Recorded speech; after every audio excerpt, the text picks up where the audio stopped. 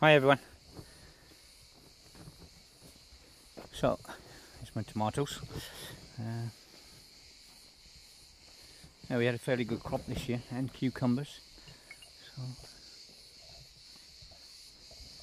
So, okay.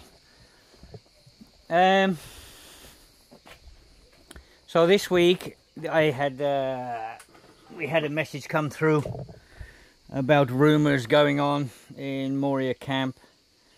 That one man in Moria camp said that Eric Kempson, with two African guys, was selling clothes in Moria camp, and that I approached this guy and tried to sell him shoes at €2 and a t-shirt for €1, and he had a photograph of me, which was very strange. And he said Eric Kempson's a guy that walks around with a small camera. So we, unbeknown to this refugee, we've been helping him and his family. But he didn't know it came from me or the Hope Project. So what I did on Wednesday, I asked one of the volunteers who works for another NGO who speaks fluent Arabic, because this guy doesn't speak any English at all, if she could bring the family, him and his family, to my warehouse, and I would like to speak to him. I said bring him for clothes and stuff anyway, because we are helping the family anyway. We have been anyway. So she turned up with the family, and he came in, and I said to him, "Hi, how you doing?"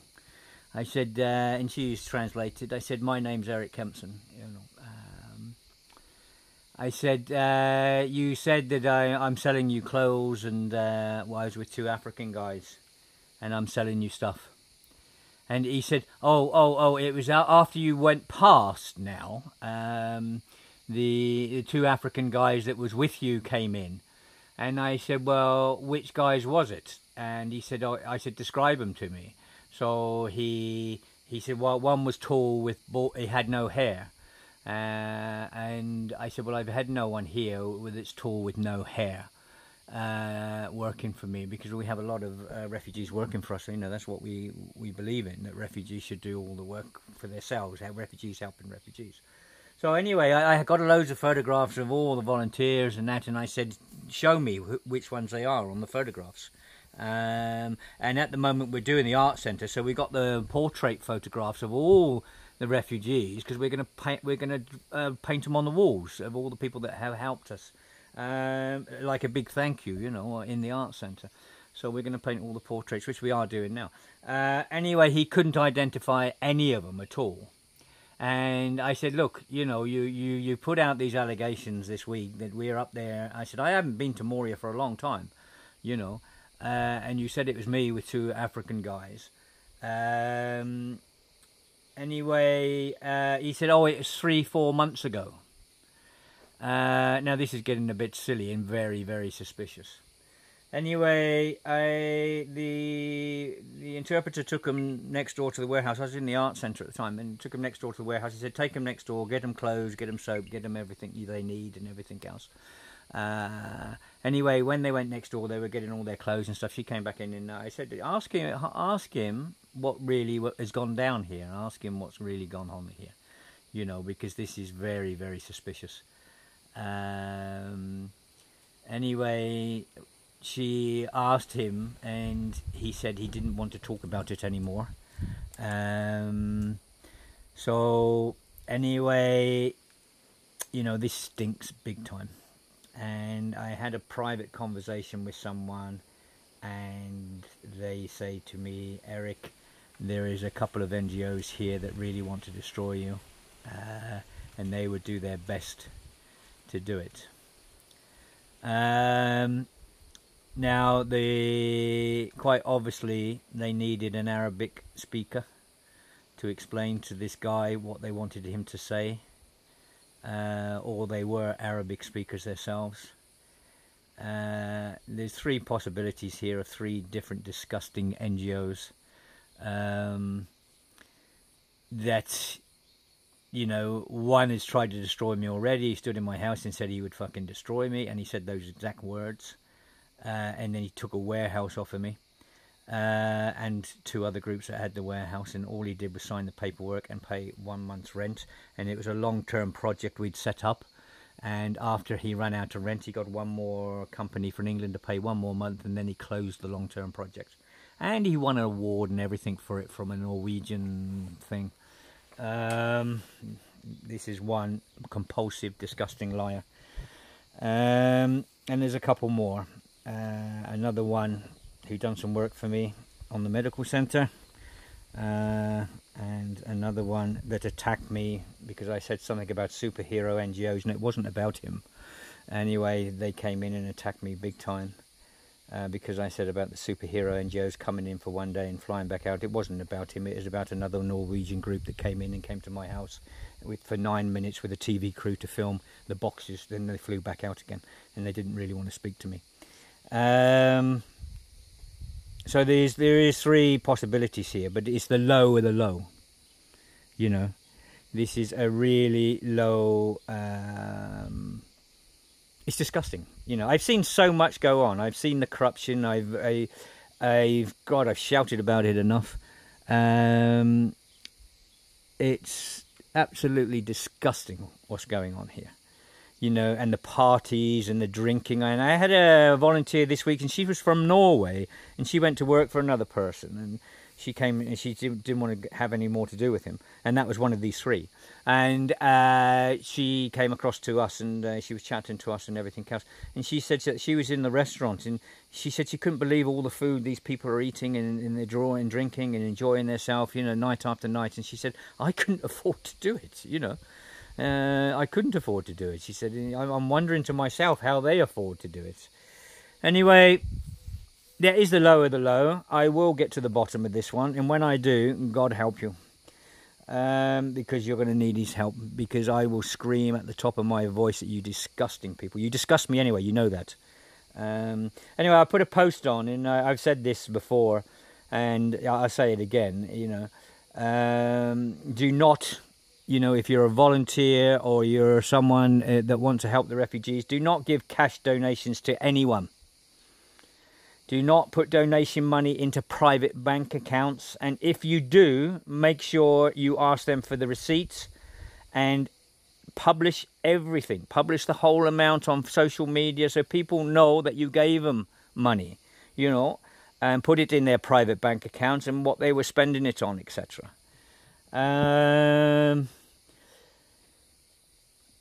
You know, definitely, you know, avoid, if you can, avoid putting money into private bank accounts.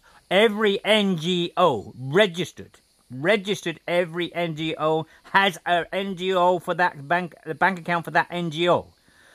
So you have no reason to put it into private bank accounts, yeah? And you have no reason when an NGO comes to you and says, oh, look, you know, we could really do with the cash. We're going into Mytilene and we'll buy the stuff, you know, and things like this. Just bullshit. Go and buy the stuff yourself. Yeah?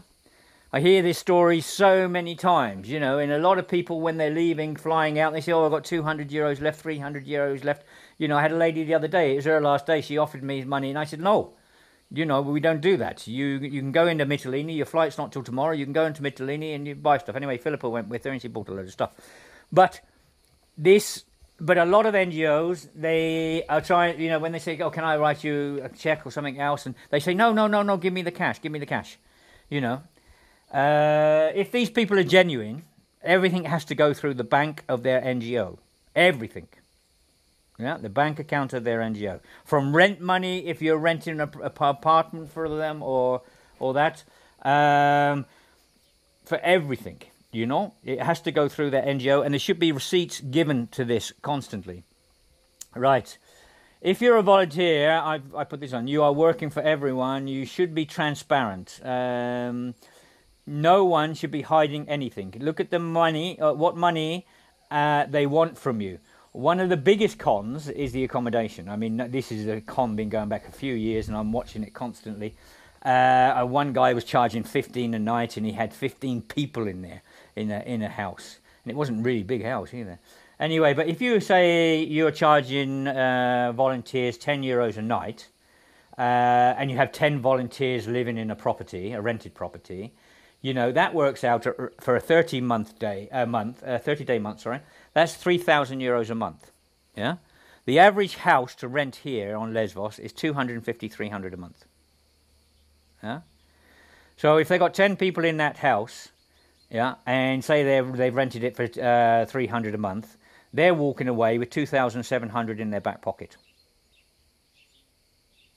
Yeah, this is the biggest con. This is the biggest money earner for, and you got NGOs that try and get more than one house, and all they're doing is advertising, come in, work for us, come in, work for us, come in, work for us. 9 times out of 10, the people are not doing much. You know, I got volunteers coming to me and said, you know, oh, you know, we're with them and we're not doing anything.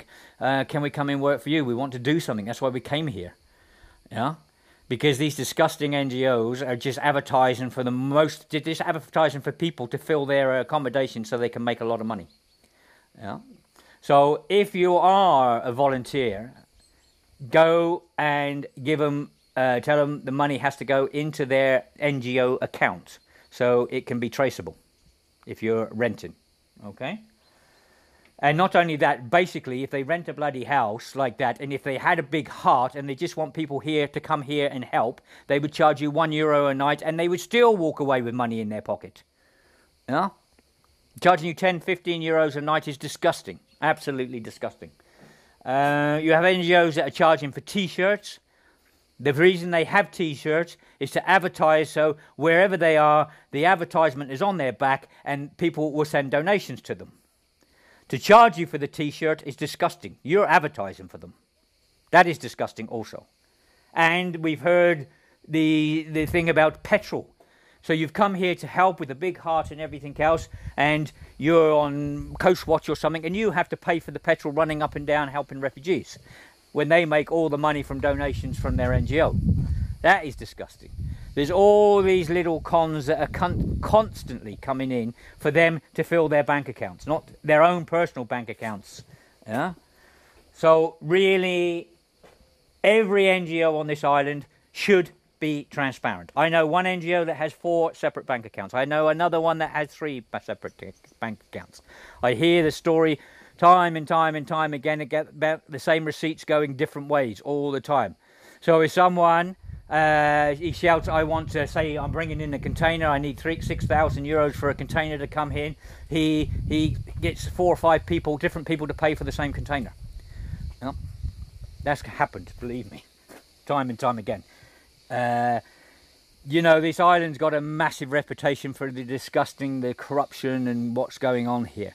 And it's down basically to the people donating, and it's down to the volunteers coming to use their common sense and don't pump the money into this corruption.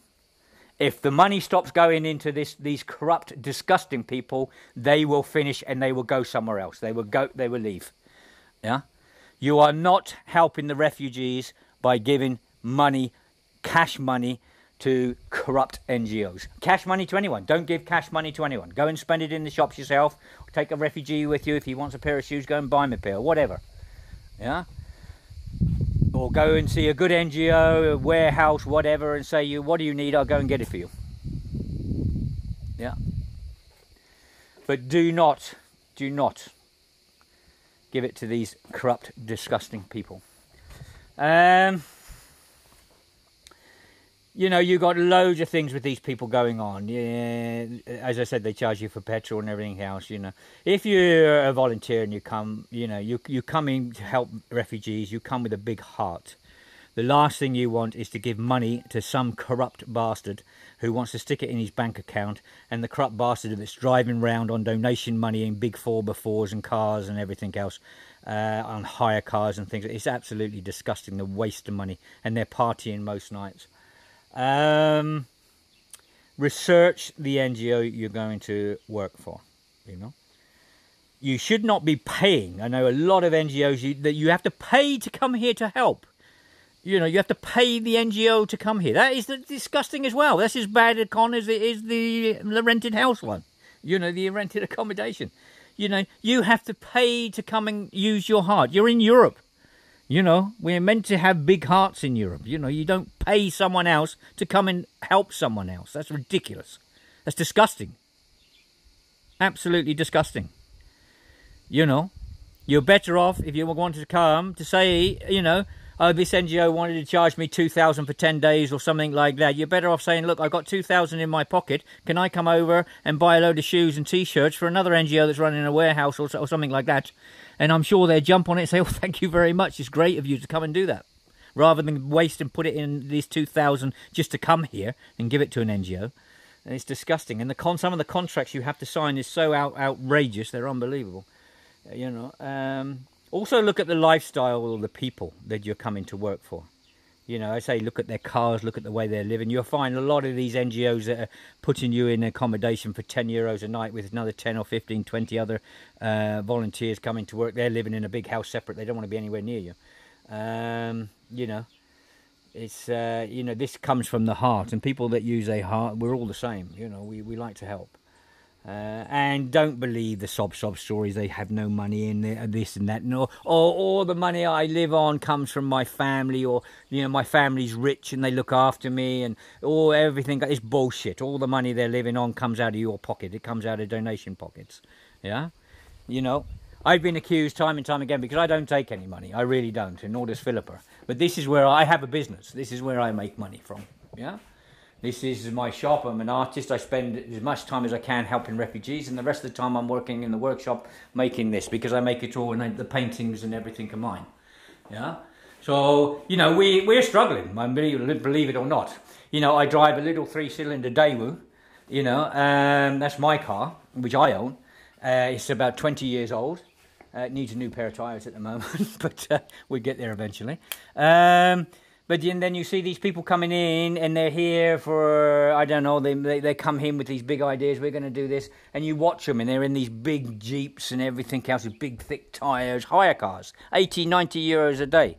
You know, I mean, I'm shouting at these people, but the UNHCR and that, they make me sick as well. You know, these people are working in the camps, you know, and they're living in Mytilene in a hotel, and they're getting all their bills paid, these people that work for these aid agencies.